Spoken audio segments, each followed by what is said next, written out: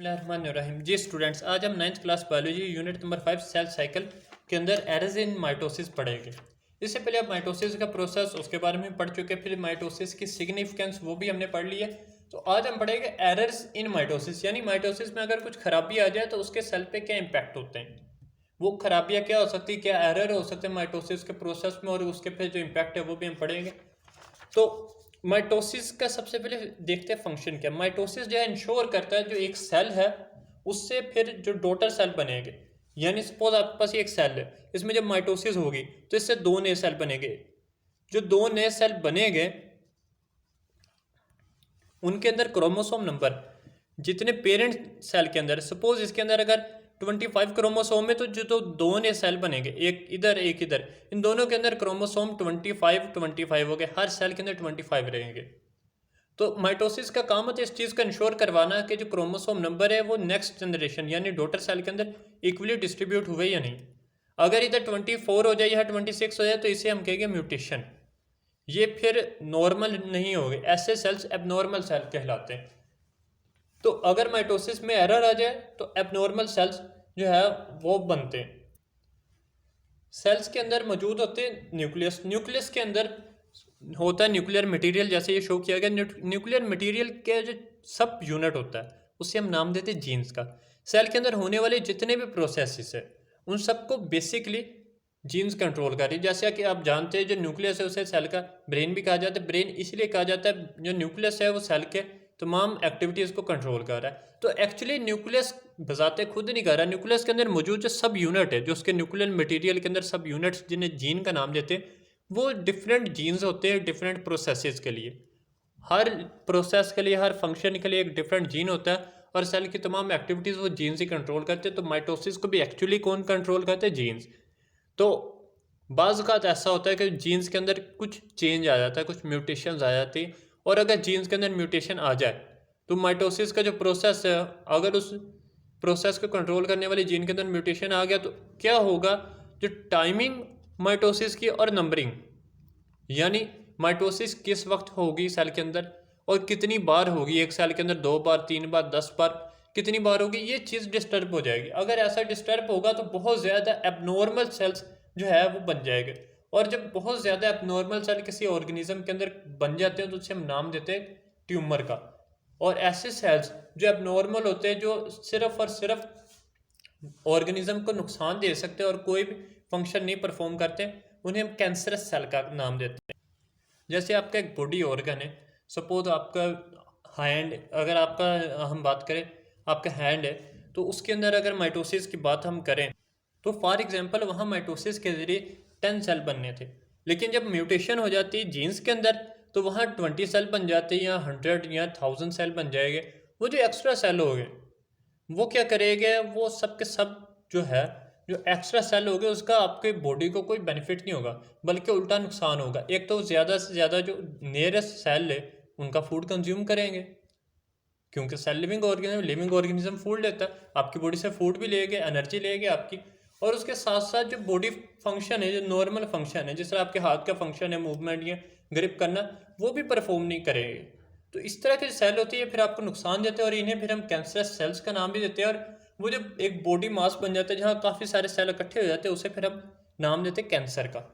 जो आप different cancer नाम सुनते रहे, डिफरेंट तरह के कैंसर होते हैं, वो बेसिकली इसी तरह होते हैं कि सेल्स के अंदर जीन्स में म्यूटेशन हो जाती है, जिससे अब normal cell, immature cell produce होते हैं। वो इमैच्योर सेल बॉडी फंक्शन जो है डिफरेंट परफॉर्म नहीं कर सकते, उल्टा बॉडी को नुकसान देते हैं, तो उन्हें हम फिर कैंसर का नाम देते हैं। तो अब म्यूटेशंस के हम कुछ रीजंस, काजेज की बात करते हैं, क्यों म्यूटेशन होती है लिविंग ऑर्गेनिज्म के अंदर। म्यूटेशन के 3 मेजर काजेज है।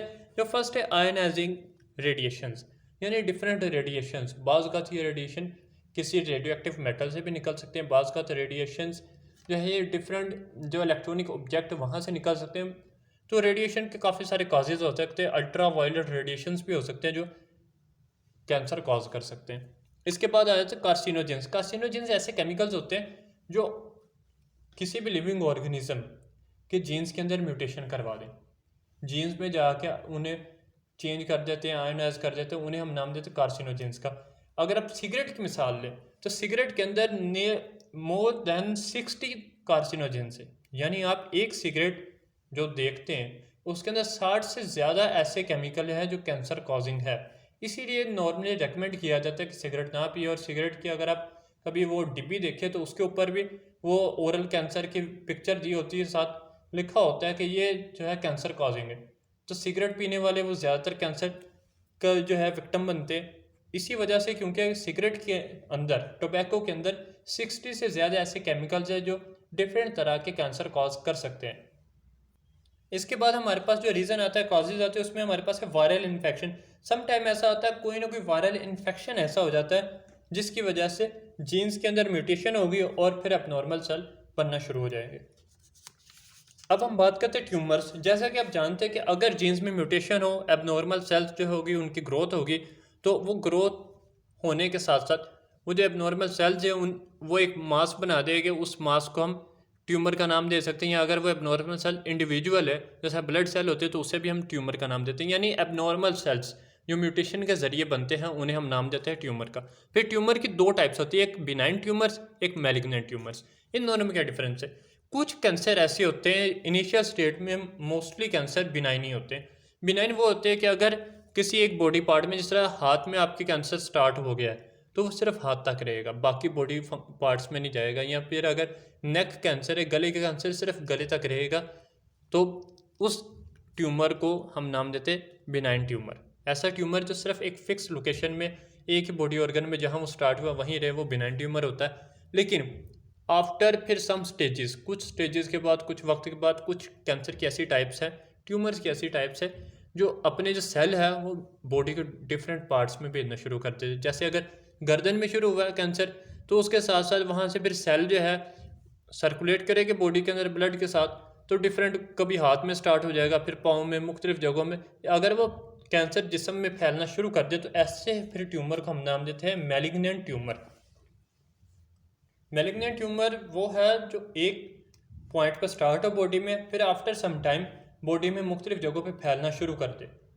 अगर पाँव में हुआ तो पाँव से फिर होता हुआ पूरी टांग में, टांग से फिर बाजू में, लिम्स में, इस तरीके से जो कैंसर फैलेगा उसे हम नाम देंगे मैलिग्नेंट ट्यूमर का। और इस प्रोसेस को, यानी एक पॉइंट से दूसरे पॉइंट तक स्प्रेड होना डिजीज़ का, इसे हम नाम देते हैं मेटास्टेटिस का। मेटास्टेटिस क्या है? यह स्प्रेडिंग ऑफ डिजीज़, यानी बीमारी का फैलना। यानी जो कैंसर था पहले बॉडी के एक पार्ट में था, अब जिस तरह आधी बॉडी में, पूरी बॉडी में फैल गया तो वो बीमारी फैल गई, तो उसे हम नाम देते हैं मेटास्टेटिस का। ओके स्टूडेंट्स, हमारे यहाँ पे लेक्चर खत्म होता है। इंशाल्लाह नेक्स्ट लेक्चर के साथ दोबारा मिलते हैं। अल्लाह हाफिज़।